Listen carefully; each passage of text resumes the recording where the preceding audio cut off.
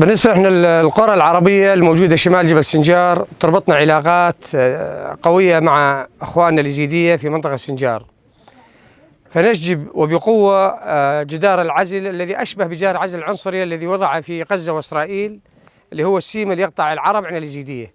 فهذا الموضوع موضوع الشعب بصراحة، يعني الشعب بكامله ما يقبل السيم، ونطالب بوقف الجدار الثاني الذي يمتد مع الحدود لعزل الشعب العراقي عن الشعب السوري، لأن توجد روابط بين الشعب العراقي والشعب السوري، روابط أخوية وروابط قرابة بينهم.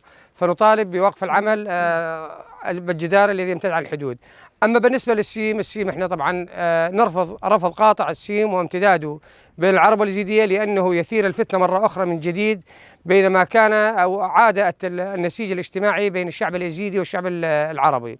فنحن نقول للحكومة العراقية أو لجنة حقوق الإنسان أو لأصحاب الشأن العراقي بالأخص بالعمل بتوقيف السيم، لأنه يعتبر خطوة سلبية وليس إيجابية ضد الشعب العربي والشعب اليزيدي.